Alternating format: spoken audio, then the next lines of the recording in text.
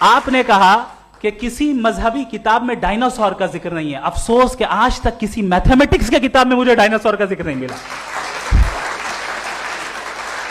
تو اس کا مطلب میتھمیٹکس کی کتاب بیکار ہے؟ نہیں, اس کا وہ ٹاپک نہیں ہے. ریویلیشن کا اور مذہبی کتابوں کا ٹاپک یہ نہیں ہے کہ آپ کو آ کے بتائے سائیکل کیسے بناتے ہیں, یا آ کر یہ بتائیں کہ جو ہے ڈائناسور کب تھا. وہ تو موریلٹی سکھانے آیا ہے, گاڈ کے بارے میں بتانے آیا, نان فزیکل ریالٹی کی حقیقت کو سکھانے کے لیے آیا. ریلیجن سائنس کو روکتا ہے؟ نہیں روکتا. اگر روکتا ہے تو غلط کرتا ہے. ریلیجن سائنٹزم کو روکتا ہے, جس میں ہمارے جاوید صاحب مبتلا ہیں. سائنس اور سائنٹزم میں فرق ہے.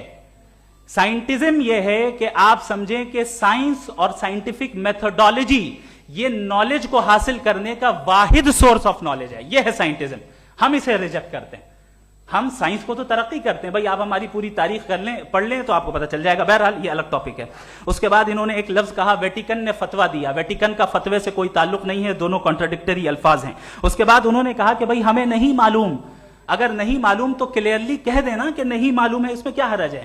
تو وہی تو میں کہہ رہا ہوں نا کہ آپ کہہ دیں کہ نہیں معلوم, لیکن کلیم کیوں کر رہے ہیں کہ گاڈ ایگزسٹ نہیں کر رہا ہے.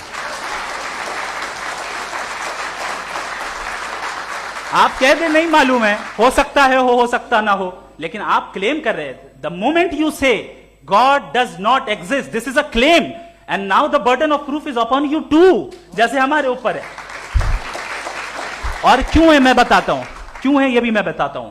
فلسافیکلی جو کلیم ہوتا ہے نا, صرف یہ نہیں ہوتا کہ انسان کہے پازیٹیو کلیم کرے اور نیگیٹو کلیم کرے تو برڈن آف پروف نہیں ہے.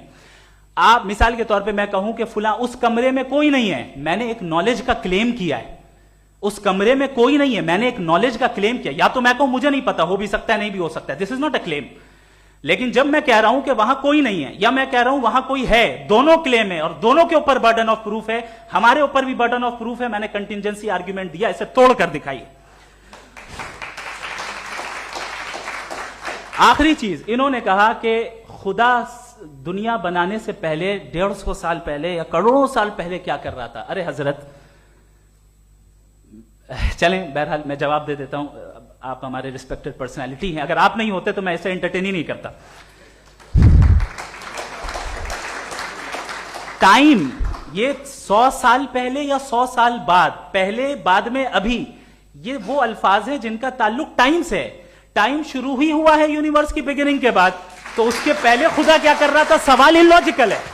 یہ فلسفی ہے. یعنی آپ یہ کہہ رہے ہیں کہ یونیورس کے بننے سے پہلے خدا کیا کر رہا تھا. ٹائم کے بننے سے پہلے کا تعلق ٹائم سے, ٹائم اس وقت تھا ہی نہیں, تو یہ سوال ہی انویلڈ ہے.